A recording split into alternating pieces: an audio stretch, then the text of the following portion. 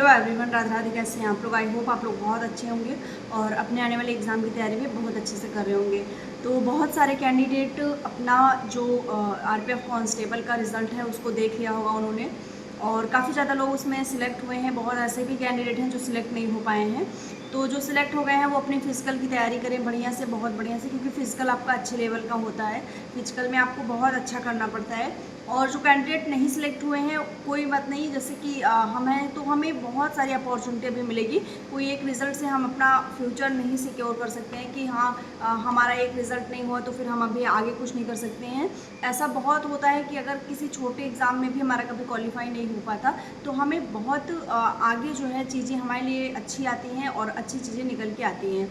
तो फ़िलहाल में आज मैं आपको बता दूं कि आरपीएफ कांस्टेबल 2025 का जो रिज़ल्ट आया है उसमें कैंडिडेट का ये कहना है, या बहुत सारे लोग ऐसा मैं देख रही थी कि जिनका मानना है कि कट ऑफ बहुत हाई गई है। कट ऑफ हाई जाने का बहुत सारे रीज़न्स हैं उसमें, वो मैं आपको अभी एक दो पॉइंट बता देती हूँ। बाकी आप लोग खुद ही समझ रहे हैं कि कट ऑफ क्यों हाई गई है। पद आपके 4208 ही थे, लेकिन उसमें जो फॉर्म पड़े थे वो काफ़ी ज़्यादा संख्या में पड़े थे। और एक चीज़ जो आप लोग एग्ज़ाम टाइम में कह रहे थे कि बहुत सारे लोग अब्सेंट हैं, यानी प्रेजेंट नहीं हो रहे हैं, तो कट ऑफ बहुत लो जाएगी। बट इसका कोई भी फ़र्क नहीं पड़ता है रिज़ल्ट पे। अगर आप मेरी प्रीवियस वीडियो देखे होंगे जिसमें मैंने आपको एग्ज़ाम टाइम में भी बताया था, आंसर की के टाइम में भी बताया था, और फिर से मैं आपको बता रही हूँ। तो जो कैंडिडेट मेरी उस टाइम की वीडियो देखे रहे होंगे उन्हें वो समझ में आएगा। और एक चीज़ मैं बता दूं कि अभी मैंने आपको परसों ही मैंने एक वीडियो आपको दी थी जिसमें मैंने आरपीएफ कांस्टेबल के एक्सपेक्टेड जो कट ऑफ थी, यानी कि क्या आपका बन सकता है फिजिकल, आप कितने नंबर पे तैयार करें, मैंने वो जो आपको बताई थी। उसमें आप लोगों ने, काफ़ी लोगों ने उससे एग्री भी किया था, लेकिन कुछ लोग ऐसे भी थे जो थोड़ा सा होते नहीं कि उनको निगेटिव ही बोलना रहता है।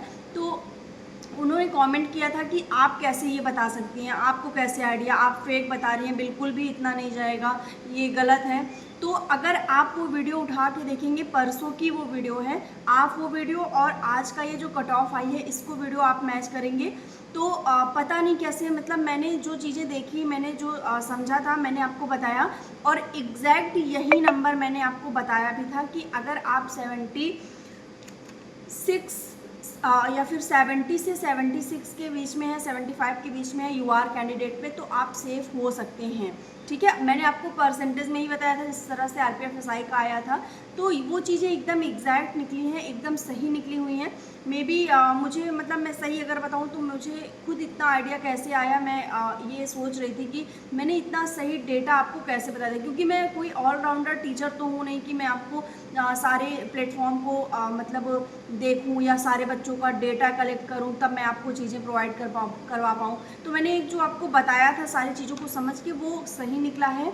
तो आप लोग को उस पर बिलीव करना चाहिए, क्योंकि आप लोग के अंदर ना एक चीज़ थोड़ी सी कमी है कि आप लोग बिलीव नहीं करते हो चीज़ों को लेके। आपको लगता है कि चीज़ें फेक हैं, गलत हैं, बट ऐसा नहीं है। आपको समझना चाहिए कि बहुत सारी ऐसे पॉइंट्स होते हैं जो सही होते हैं। तो आज हम आपको बता दें कि जो भी आपकी कट ऑफ गई है वो कितना गई है, 120 में क्वेश्चन में आपके कितने क्वेश्चन गए हैं और क्या परसेंटेज में क्या रहा है। तो सबसे पहले मेल कैंडिडेट में यूआर की बात कर लें तो उनका 76.82% उनका गया है। और कट ऑफ में नंबर की बात करें तो 92.18 उनकी कट ऑफ गई है, यानी कि अगर आपके 92 प्लस नंबर हैं तब फिर आप उसमें क्वालिफाई कर जाएंगे। ओबीसी में 74.06% में है और नंबर उनके 88.87 है। ईडब्ल्यूएस में 71.92% में एंड नंबर में 86.31 उनका कट ऑफ गई है। एससी में 70.19 और एसटी में 65.67, ये परसेंट में है। एससी की नंबर में कट ऑफ देखें तो 84.22, एसटी में 78.21। तो सबसे पहले बात करते हैं यूआर कैंडिडेट में 92 प्लस में कट ऑफ गई है, यानी कि काफ़ी अगर देखें तो अच्छा अटेम्प्ट किया था लोगों ने, क्योंकि तभी ये रिज़ल्ट बताता है कि लोगों ने अच्छा अटेम्प्ट किया था। बहुत सारे ऐसे कैंडिडेट हैं जो इसमें बहुत बढ़िया अटेम्प्ट करके आए थे, उस टाइम भी वो कह रहे थे, और ये रिज़ल्ट ने प्रूव भी कर दिया है। बाकी फ़ीमेल में बात करें तो फीमेल में जो भी यूआर की लड़की है उसका नंबर 88.5, यानी कि अगर वो 88 क्वेश्चन प्लस में है तो फिर वो वहाँ पे क्वालिफाई कर रही हैं। ओबीसी में 84.2, ईडब्ल्यूएस में 83, एससी में आपका 79.64, एसटी में 74.7। तो काफ़ी बढ़िया आपका इसमें स्कोर गया है, हाई कट ऑफ गई है। ये बात है कि आपकी कट ऑफ जो है फिज़िकल के हिसाब से, जैसा कि लोग बोलते हैं ना कि फ़िज़िकल है अभी आपकी, तो कट ऑफ डाउन लगेगी, तो ऐसा बिल्कुल भी नहीं है। आपकी कट ऑफ अच्छी लगी है, इसमें काफ़ी बढ़िया लगी है, क्योंकि लोगों ने काफ़ी अच्छा अटेम्प्ट किया था। तो ये चीज़ें रही हैं। बाकी अब जिनका भी क्वालिफाई हो गया है वो लोग अपना फिजिकल की तैयारी करें, क्योंकि इसमें फिजिकल आपका अच्छे लेवल का होता है। आपको पता है कि अच्छे से आपको इसकी तैयारी करनी पड़ेगी। इसमें आपको बिल्कुल भी कुछ कहीं भी मतलब मिस्टेक नहीं करना है, प्रॉपर आपको अच्छे से तैयारी करनी है। रनिंग वगैरह जो भी आपकी फिजिकली जो भी एक्टिविटी है उसको बहुत बढ़िया से करनी है। कट ऑफ आपकी ज़्यादा है, मे बी बहुत मैं अपने अराउंड देख रही थी, जैसे कि कुछ ऐसे कैंडिडेट हैं जिन्होंने एग्ज़ाम दिया था, तो वो भी 70 प्लस थे, तो उनका भी सिलेक्शन नहीं हो पाया है किसी न किसी रीज़न से। वो 70 प्लस थे। अगर हम बात करें एग्ज़ाम टाइम में, तो हमें ऐसा लग रहा था कि 60% कट ऑफ जाएगी, यानी कि अगर आपका 120 का 60% निकालेंगे तो आपकी उतनी कट ऑफ जाएगी, लेकिन कट ऑफ थोड़ा सा आपकी हाई है। तो रीज़न यही रहा है कि नॉर्मलाइजेशन में भी हो सकता है अच्छा स्कोर मिला हो स्टूडेंट को, और उनका अटेम्प्ट भी अच्छा रहा हो। ये सारी चीज़ें रीज़न है। अब बात कर लेते हैं मेरे नंबर की, क्योंकि आप लोग मेरा फ़र्ज़ बनता है, मैंने आपको स्टार्टिंग में भी बताया था कि अगर रिज़ल्ट फेवर में हो या ना हो, लेकिन मेरा फ़र्ज़ बनता है कि मैं आप लोग को, अगर मैंने आपको बताया है एग्ज़ाम टाइम का आंसर की का, तो मैं फिर आपको फाइनल रिज़ल्ट में भी आपको बताऊँ, या रिज़ल्ट टाइम में भी आपको अपडेट दूँ। ऐसा नहीं है कि मैं रिज़ल्ट टाइम में गायब हो जाऊँ। और इसके पहले मैं एक चीज़ बताऊँगी कि बहुत सारे लोग कमेंट करते हैं, नेगेटिव कमेंट करते हैं कि मतलब उनका थोड़ा सा नकारात्मक विचार रहता है। तो मैं बिल्कुल भी इसको सपोर्ट नहीं करती हूँ, क्योंकि मेरा मानना है कि जो चीज़ें रियल होती हैं मेरे साथ, वही मैं आपके सामने रखती हूँ, चाहे वो अच्छी हों या बुरी हों। अच्छी चीज़ें हैं तो भी मैं रखती हूँ, बुरी चीज़ें हैं तो भी रखती हूँ। अब मैटर ये करता है कि आप जो नेगेटिव पॉइंट होता है उसको ज़्यादा आप लोग कैच कर लेते हो। तो मैंने आपको बताया था कि जब मैंने अटेम्प्ट किया था तो मैंने 86 क्वेश्चन अटेम्प्ट किए थे, और उस टाइम मैंने आपको ये भी बताया था कि मैंने लगभग 3 महीने से बिल्कुल भी इसकी प्रैक्टिस वगैरह नहीं की है। रीज़न ये है कि मेरा दूसरा एग्ज़ाम लगा हुआ है, तो उसमें मैंने प्रैक्टिस वगैरह नहीं की थी, लेकिन मैंने फॉर्म फिल किया था, तो मुझे लगा कि एग्ज़ाम दे देना चाहिए। एग्ज़ाम देने में कोई भी बुराई नहीं है, तो एग्ज़ाम आपको दे देना चाहिए।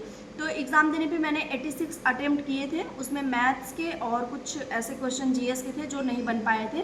बाकी रीजनिंग आपका पोर्शन अच्छा था। तो उसमें क्या हुआ था कि जब आंसर की आई थी तो मेरे क्वेश्चन जो थे वो 70 के लगभग आ गए थे, मतलब 72 अराउंड आ गए थे, ठीक है।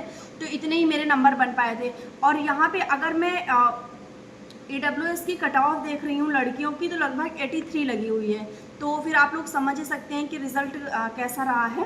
बाकी मुझे इस पर बहुत ज़्यादा अफसोस नहीं है, क्योंकि मैंने इसमें जी तोड़ मेहनत नहीं की थी इस वाले एग्ज़ाम को टारगेट करने के लिए। मैंने अपना बहुत समय भी नहीं दिया था, मैंने जो समय था मैंने दूसरे एग्ज़ाम को दिया था, तो इसलिए बहुत ज़्यादा इसमें अच्छा अटेम्प्ट नहीं हो पाया है। क्योंकि आपका कोई भी एग्ज़ाम होता है वो आपका पूरा समय मांगता है, पूरा डेडिकेशन मांगता है और पूरी मेहनत मांगते हैं। अगर आपने लास्ट टाइम में चूक कर दी है तो फिर वो आपका रिज़ल्ट बिगाड़ के ही रखता है, ठीक है। तो ये चीज़ें होती हैं। बाकी आपका रिज़ल्ट कैसा रहा है आप लोग ज़रूर से ज़रूर बताइएगा। नेगेटिव कमेंट बिल्कुल भी मत करिएगा, क्योंकि अगर आप स्टूडेंट होकर नेगेटिव रहते हैं तो फिर ये आपके लाइफ के लिए, आपके एग्ज़ाम के लिए और आपके फ्यूचर के लिए बहुत ही ज़्यादा गलत बात है। तो किसी के प्रति आप नेगेटिव कमेंट करके, मेरे लिए तो आप नेगेटिव लिख के चले जाएंगे, लेकिन फिर उससे आपको कितना प्रभाव पड़ेगा, क्योंकि ये आपकी मेंटल हेल्थ को दिखाता है कि आप कितने ज़्यादा मेंटली डिस्टर्ब हैं कि आप किसी को इस तरह के वाक्य बोल सकते हैं।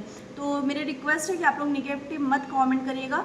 एंड जो भी स्टूडेंट अगर सिलेक्ट हो गए हैं तो वो लोग कमेंट करिएगा आपका कितना नंबर है, आप कट ऑफ से कितने डाउन रह गए हैं, आप लोग ज़रूर से ज़रूर बताइएगा। और एक नॉर्मलाइजेशन पे भी मैं वीडियो बना दूंगी, अगर आप लोग बोलेंगे तो आप लोग उसको भी देख लीजिएगा, कि मैं सारा डाटा वगैरह आपको कलेक्ट करके वीडियो बना दूंगी कि आपका नॉर्मलाइजेशन में कितना स्कोर बढ़ा है, या फिर क्या चीज़ें रही हैं जो एक्चुअली में कट ऑफ को इतना हाई रखे हुए हैं। तो मिलते हैं नेक्स्ट वीडियो में, तब तक के लिए बाय एंड टेक केयर।